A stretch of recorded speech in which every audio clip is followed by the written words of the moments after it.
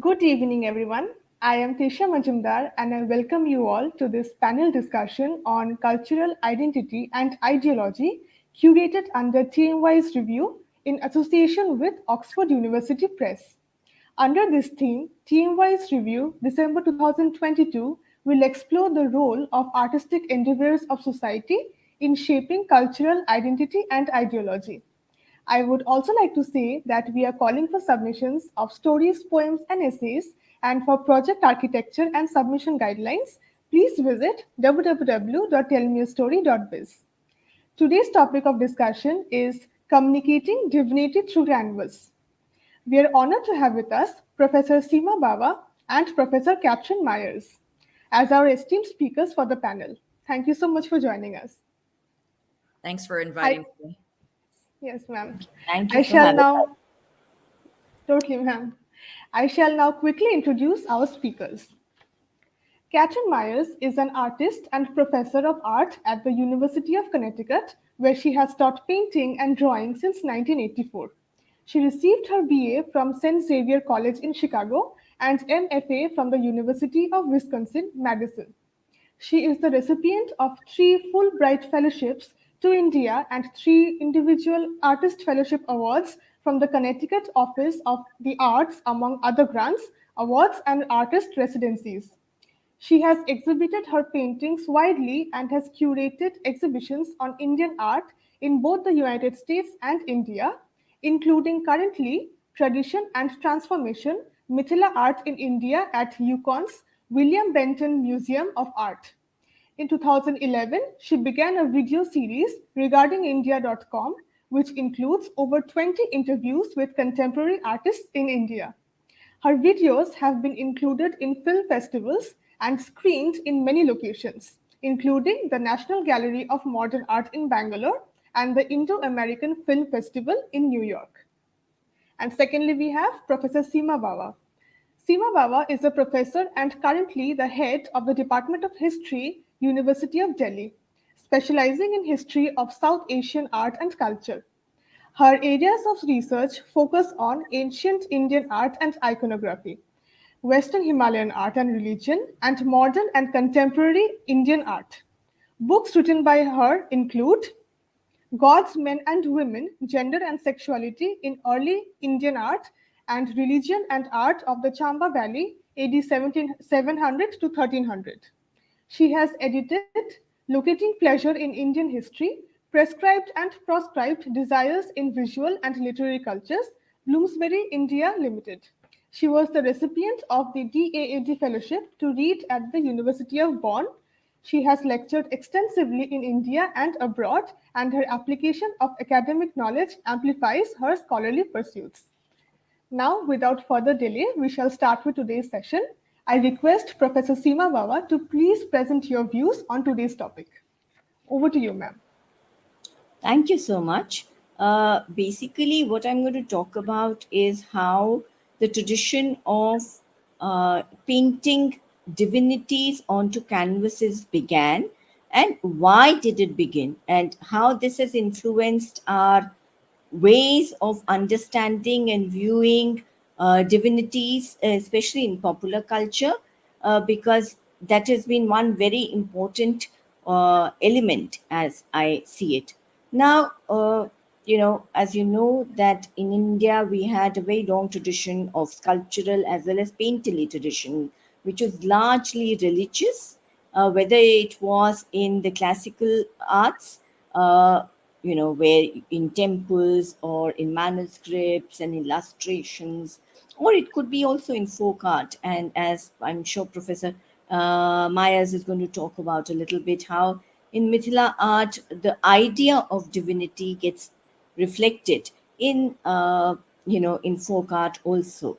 So, given this kind of a background, the transition to painting on canvas, or on not just on canvas but also on paper, which was only the divinity, was an easy transition to make for Indian painters when they started working on easel and studio paintings. because this was something that was easily understood by the audience or the viewers for which it was being painted. There is a very deep rooted tradition in India, like I'm sure elsewhere, of viewing and experiencing divinity through its um, I would say its overt form, from what we call drishya. In India, we have the idea that divinity is drishya and adrishya, that is visible and not visible. Not invisible, it's not invisible, but it's not visible. Or it cannot be seen through the naked eye, but it can be experienced. The idea of darshan is very important. And this darshan and the idea of experiencing divinity is very much present in the way modern art really started translating divinities into art practices. And I think that is why we have the beginnings of this. And when this art practice really starts, I think that uh, there is this kind of knowledge about iconographies that is pre-existent in Indian worldview, both ritual, religious, and also, I must say, artistic. So there is this ready-made reference material which is there for the artist to dialogue with his viewers.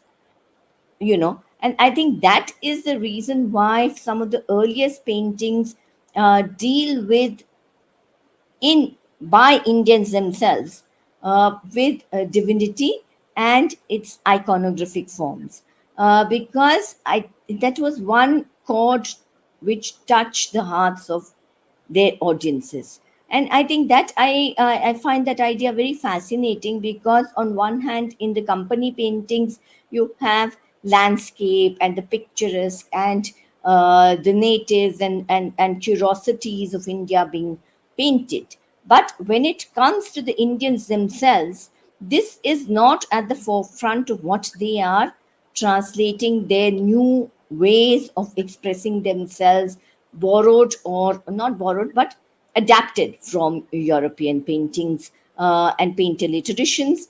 They are going rather into what they feel would strike a chord, or they have been trained to do, either of the two. I will be hopefully showing you some of these trajectories which Indian art and its engagement with divinity took place.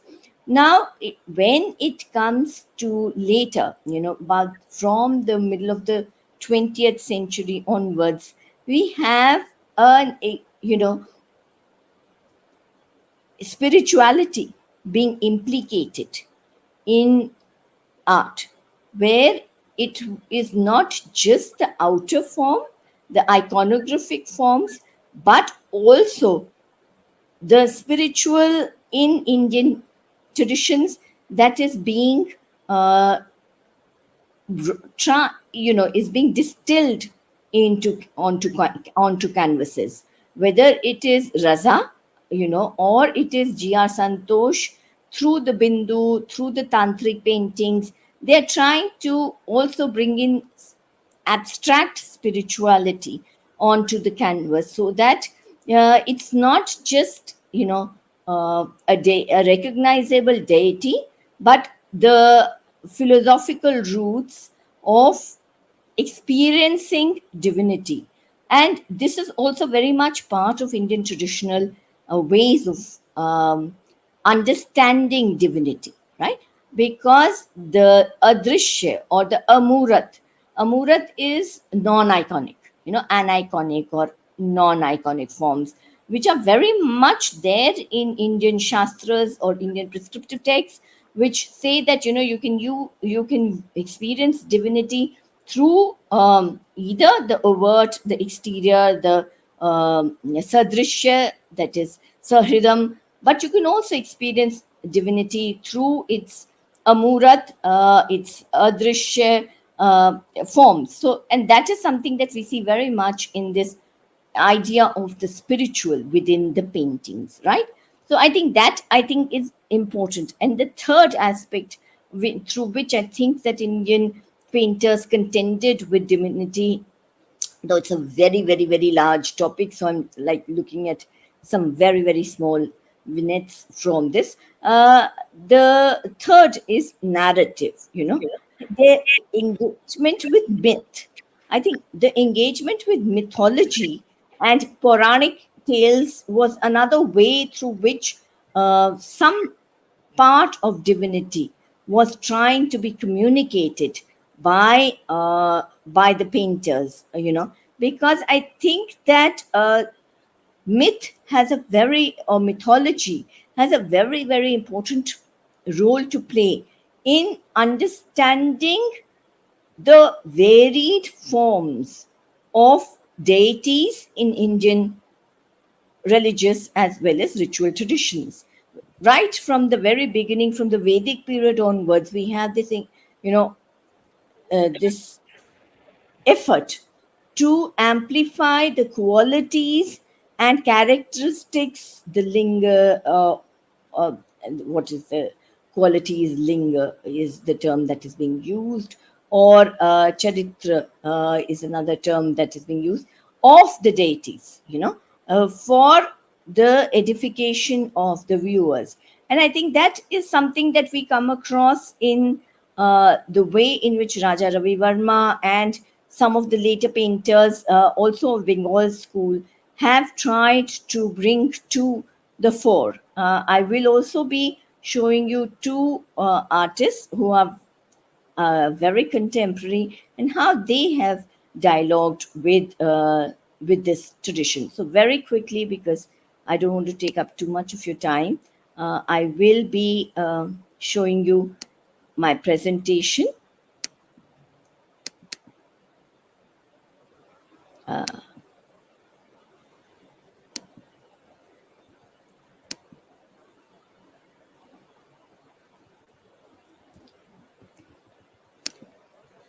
Please tell me in case you can't see it. But I'm going to start with very Kalighat paintings It's and not how visible yet, ma'am. it's not visible yet. Okay.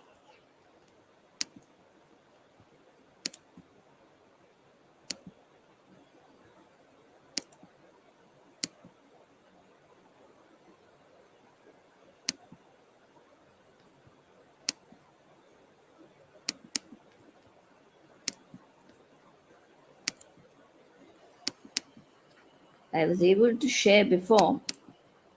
So, okay, it's now come on.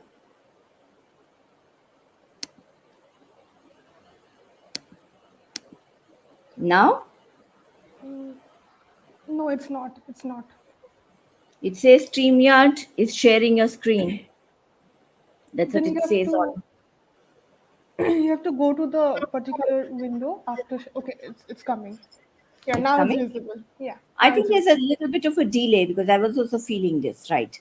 So, what you see here is the early ways in which the traditional Patua painters of Bengal started painting what they thought was interesting for pilgrims and for even European visitors to take home as souvenirs. And their understanding of the forms that they were encountering, they were trying to use traditional methods as well as some kind of European sensibility, because they were using chemical colors on paper. So in Kalighat paintings, which were being painted in the streets leading up to the Kalighat temple, so I think that this is, and they were trying to also bring in some aspects of uh, contemporary, understanding of not just of our iconography. They're bringing in elements which are a mixture of contemporary to them, to their times, and with traditional Kaliga. For example, this one. I find this absolutely fascinating because it has a the way in which the sari is draped on Parvati is definitely not seen in temple sculptures or in Pahari or Rajput miniatures or even other miniature paintings. This is, bringing in a very, very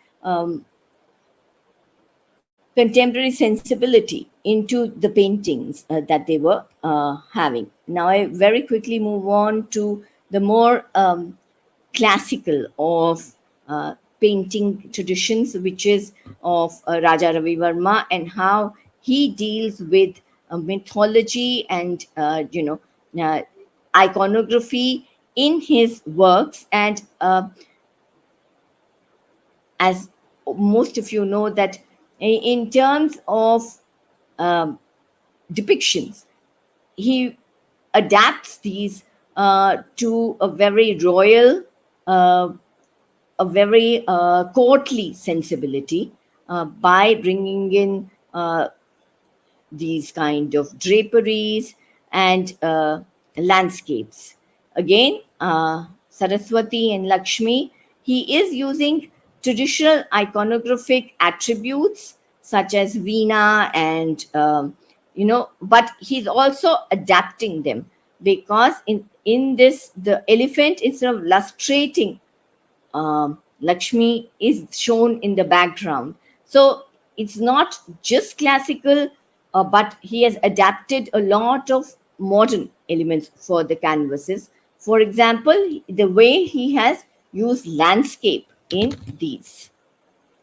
Okay, so I'll very quickly move on to Mohini and then Jatayu Vad from Ramayana. He's taking in epics and mythologies.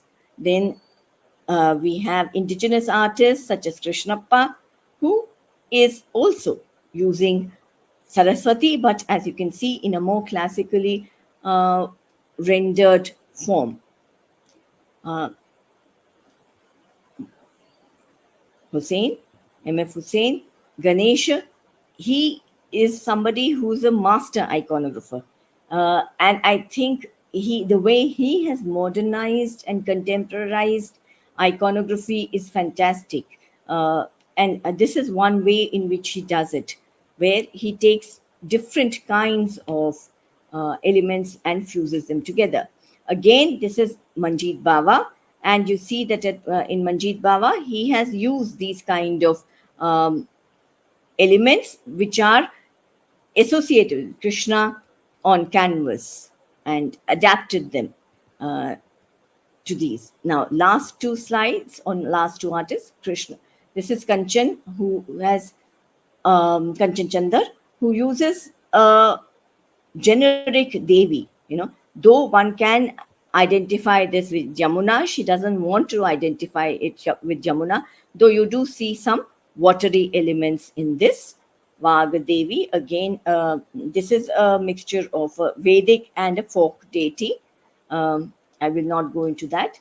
And this is Seema Kohli, and her rendering of the iconographic forms is very, very eclectic, because she, like this Vishwarupa, she uses elements from the myth of the Vishwarupa, which is the all-encompassing form of Vishnu, but also tries to create a genre of painting which is very, very unique to her own vocabulary.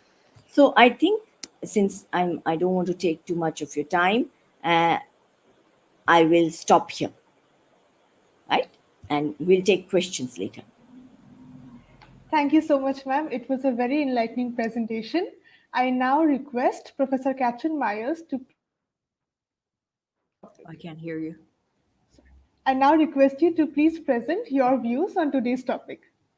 Okay, I just want to spend just one moment saying how delighted I was to see my friends Kanchan and Seema in your presentation. I have interviews with both of them on the site, and they both visited me here in Connecticut and spoke about their work to my students. So that was a lovely way to have your presentation, and for me with my friends.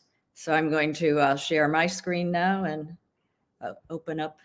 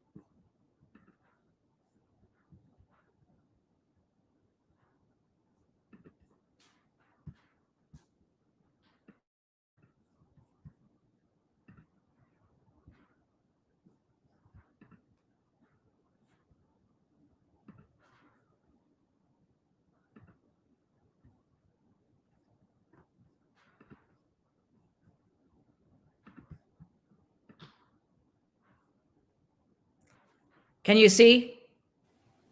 No, ma'am, it's not yet visible. It might be a delay.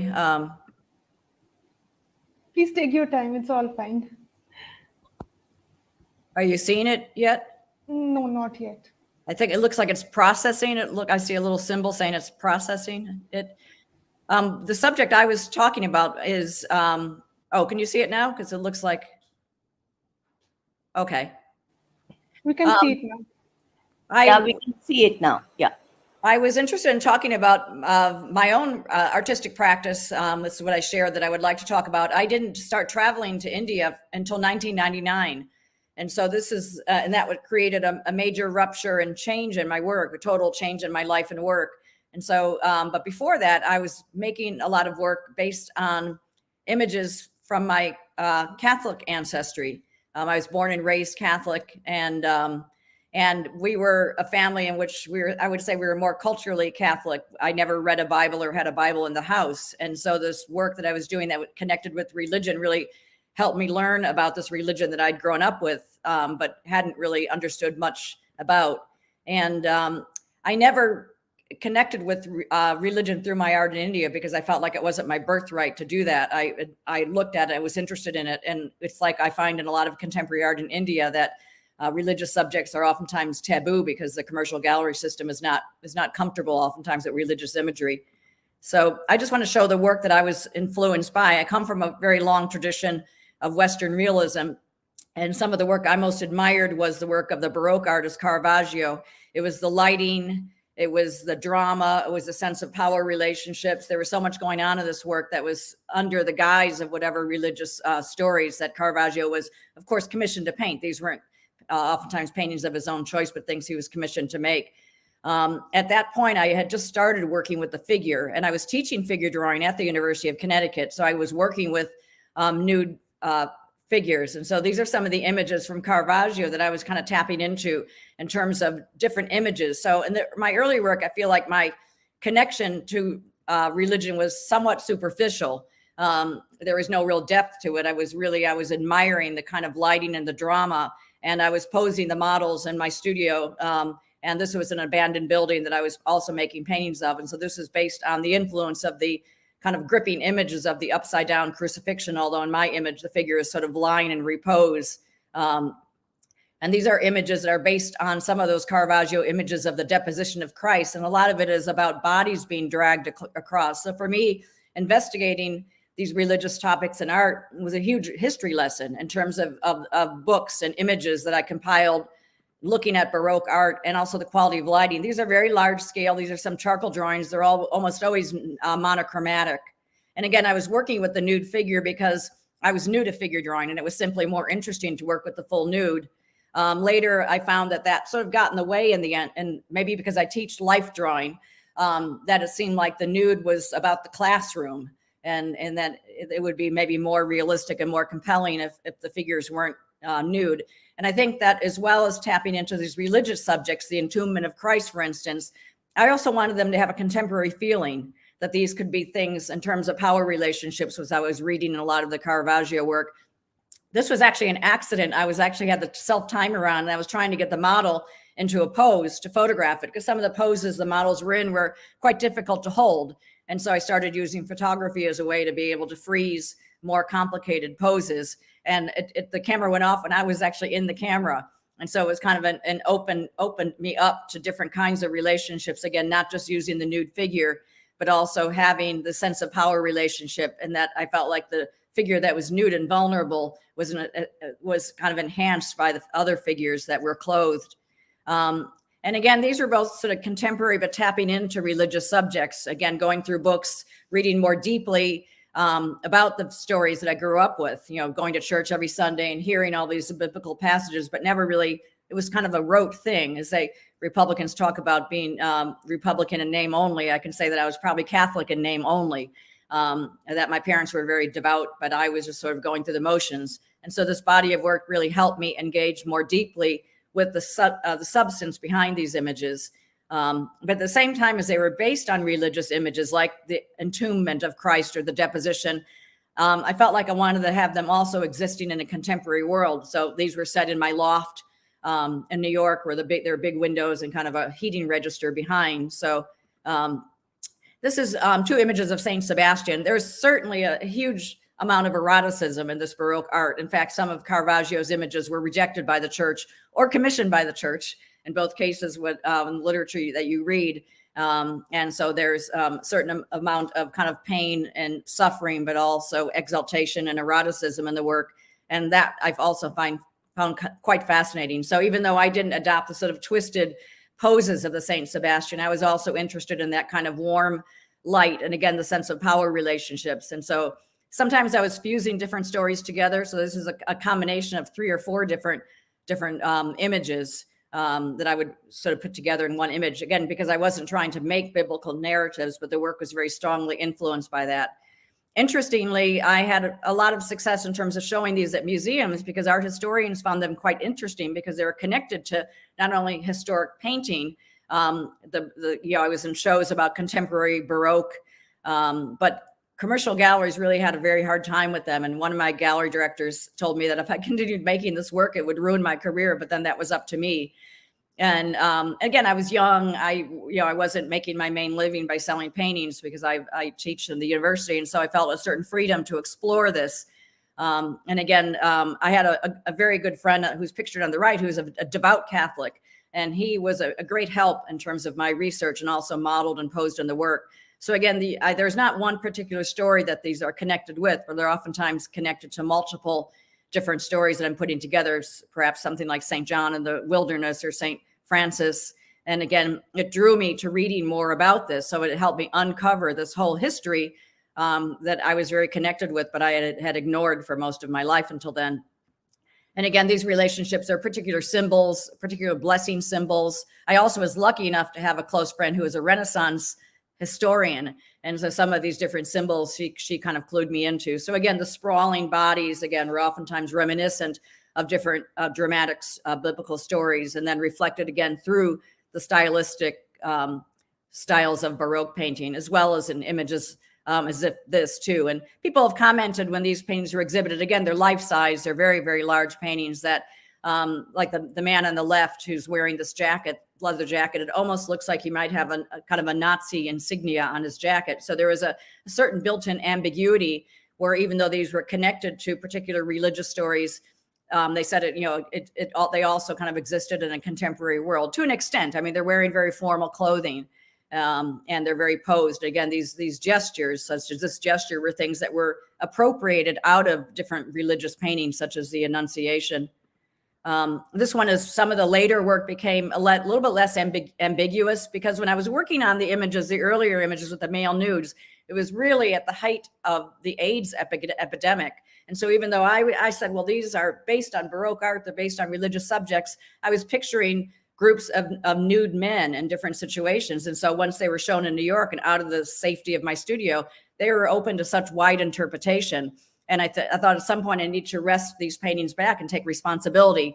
I can't have, as one critic said, oh, well, they're about everything. Anything goes. And I thought, well, no, there's a certain amount of ambiguity. I think that's great to have in work, but I felt like they were so ambiguous, they were out of my control and they were saying things that I didn't mean. And so this later body of work that's toward the mid 90s before I went to India starts to get much more specific. This is based on the Annunciation of the Virgin is told that she's going to have the baby Jesus. And apparently the Annunciation painting was sort of a calling card for artists. It was the way that an artist would get commissions. And so there are hundreds and hundreds of Annunciations done by different artists. And I had the benefit of the slide library at school, and I would lay them all out, maybe 100 different images. And I was fascinated with the way the Annunciation is depicted, that sometimes she seems eager to be giving this news. Sometimes she seems like she has better things to do. And in this case, I have an African-American woman artist named Zenobia Bailey, who is standing in for the Virgin. So again, I was taking these religious stories and putting a contemporary twist on them.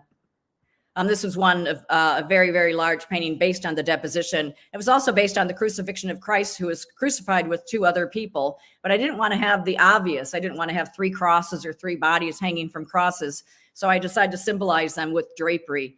And stylistically, drapery is one of the most glorious things in Baroque and Renaissance painting, the way it catches the light.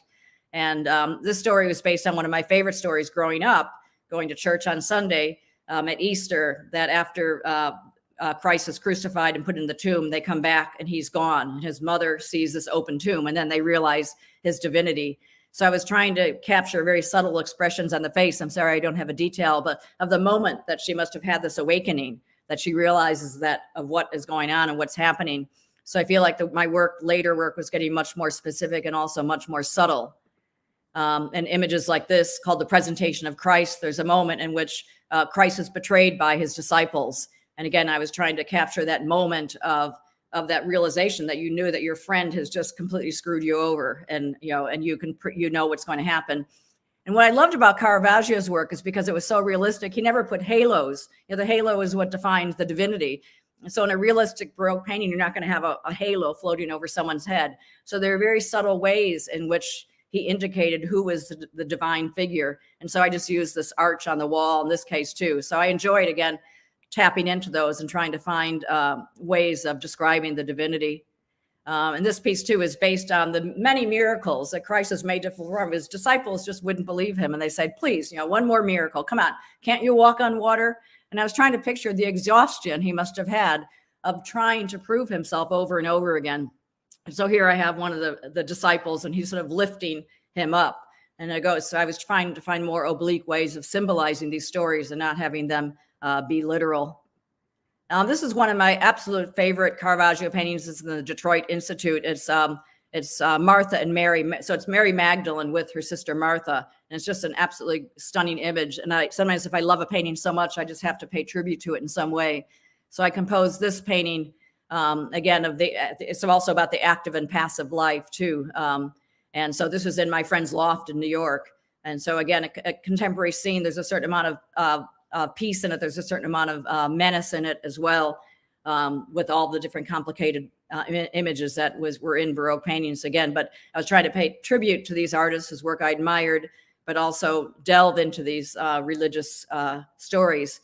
And I found with the commercial galleries, if I didn't tell them that it was religious, people loved it. The moment that they found that it was based on religion, the commercial galleries are very uneasy with that. They felt that their clientele would not purchase the works. And I was supposed to be in a major show about biblical art, about a lot of different contemporary artists that work with biblical and religious themes. But just after even the galleries for the book were published, there was a change in leadership at the museum, and the show never happened. It was supposed to be in the Museum of Biblical Art in Washington, D.C. And so I felt like this work never had its kind of end moment where it would have all been brought together in a context in which it would have been appreciated, that I didn't feel like I was having to hide that the work was about religious subjects, but that it could be celebrated. So that ends my presentation. Thank you so much, ma'am. It was a very illuminating discussion. So now we'll move on to the question answer session.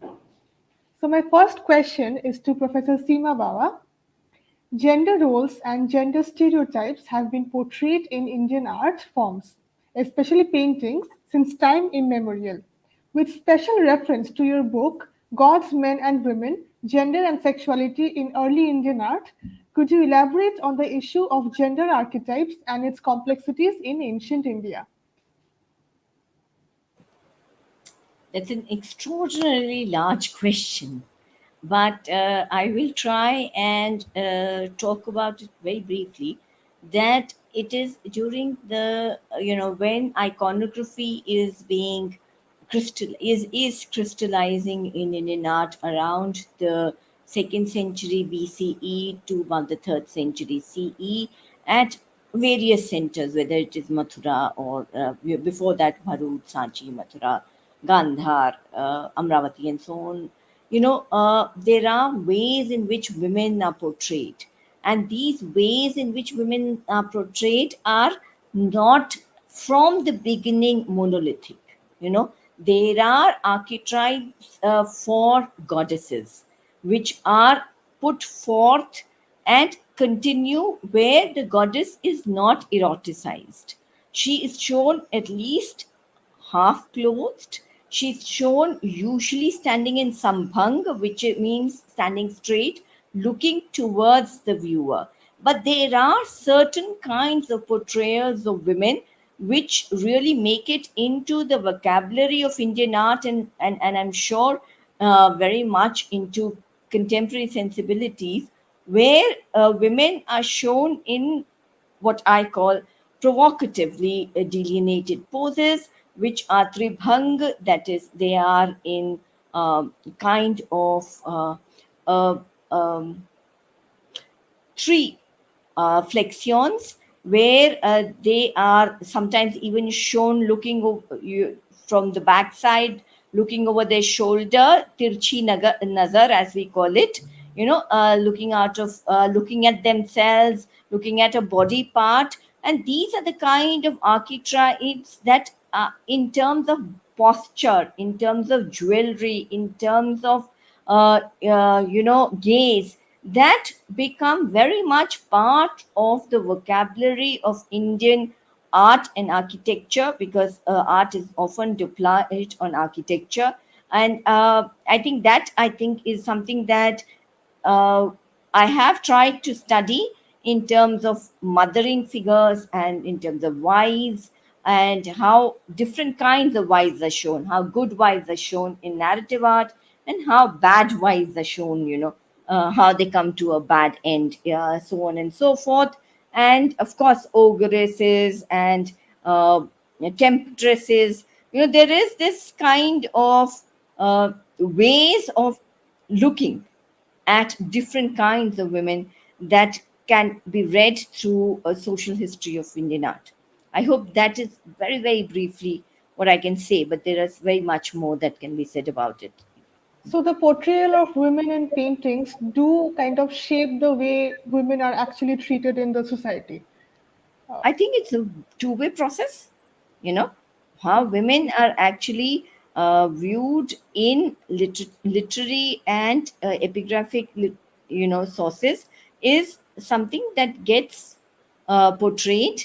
And in turn, when people look at that, they understand those gender roles and may be imitating them or may not be imitating them. Art is generally not supposed to be, or is not really something that has a very direct reflection on social behavioral roles, except it very subtly does that. It's not a very direct connection. It does have some kind of an influence on the way people think about bodies, about this, about their relationship to certain gender roles. Thank you, ma'am. My next question is to Professor Kathryn Myers. In what ways do classical paintings influence the diaspora in the contemporary society and keep them closer to the native culture and traditions of their homeland? Could you elaborate on this with instances from your exhibition, Convergence, Art from India and the Diaspora? Yes, I am trying to pull up in an image that you can see that I was going to talk about. If I can again figure out how to share. Let's see.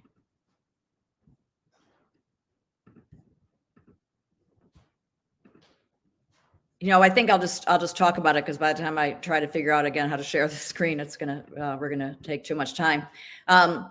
In the show Convergence, the only artist in the show whose work was directly related to classical Indian painting was Siona Benjamin.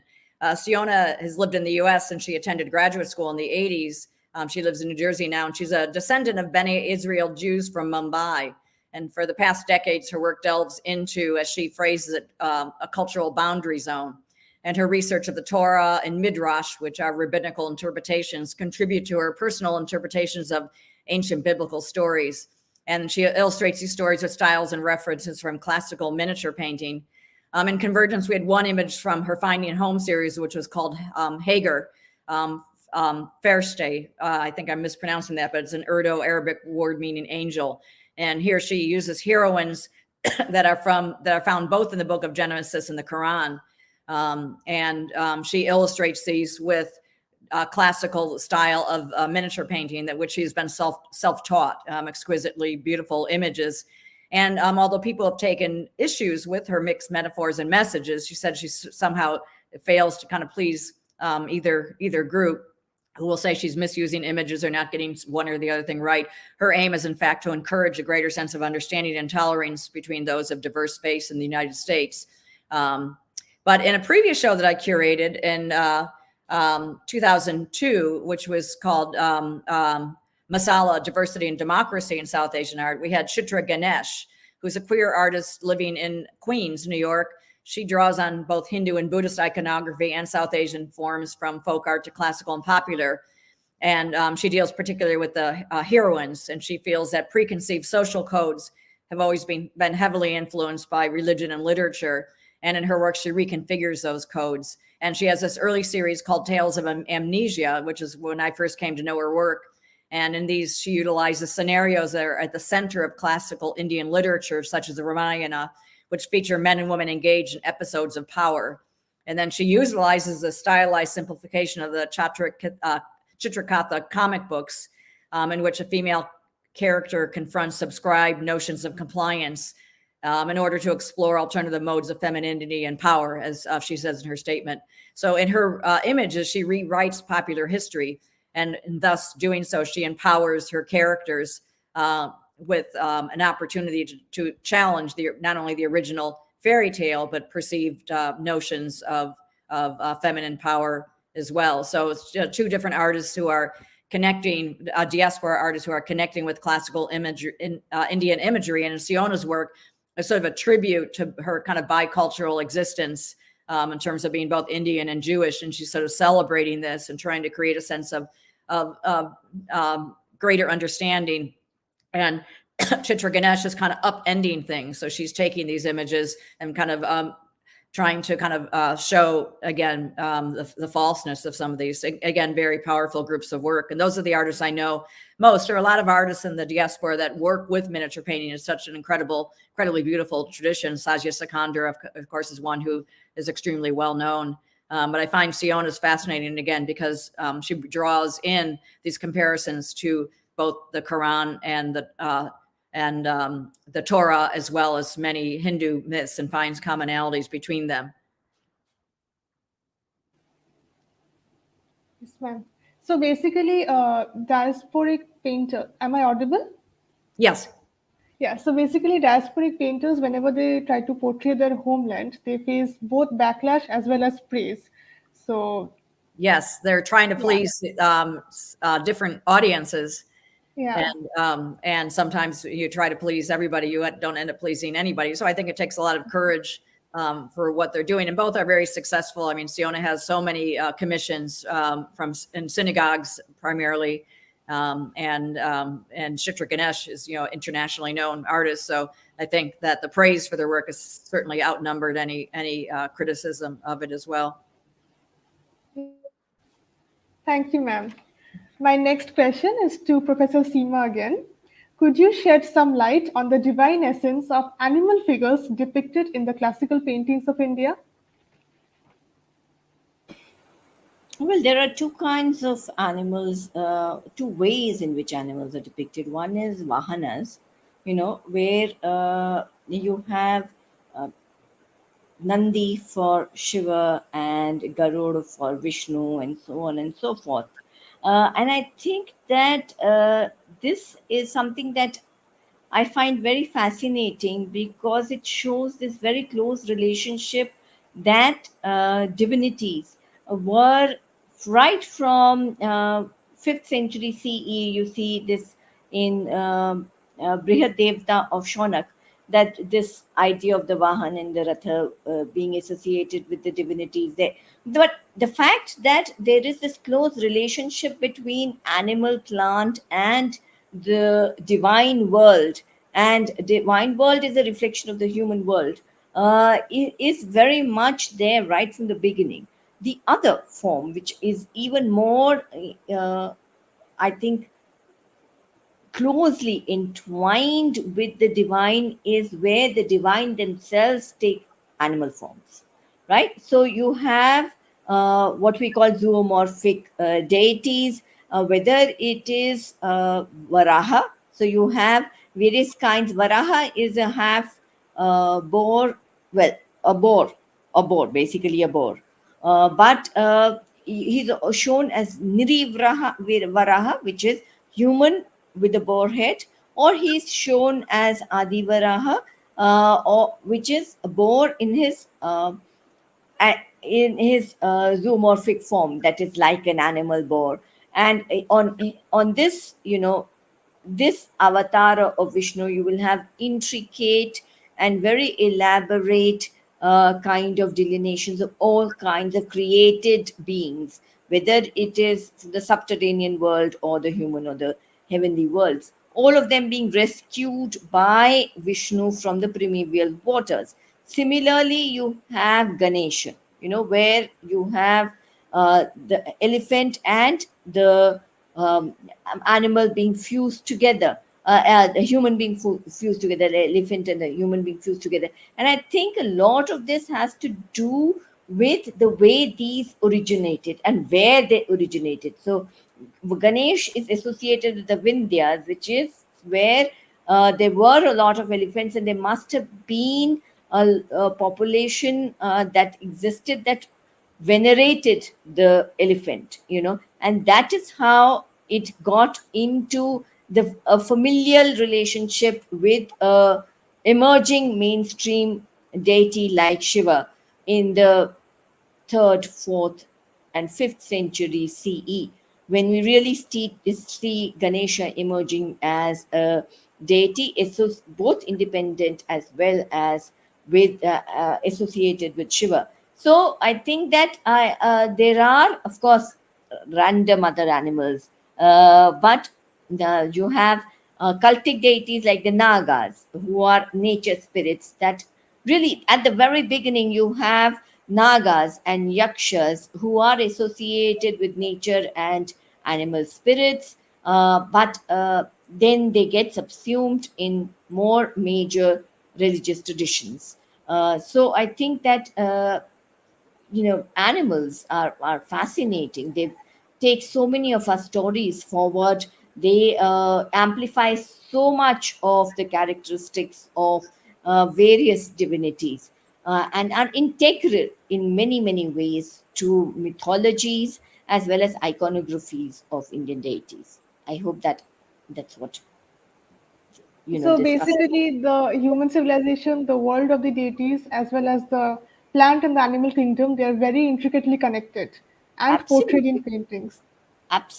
absolutely, both in painting, sculptures, whatever. Thank you, ma'am. My next question is to Professor Kathryn again. Classical paintings depict a lot of battles and scenes of violence. As art aids the society in experiencing and having a deep understanding of reality, how, in your opinion, do such paintings influence people's consciousness regarding violence?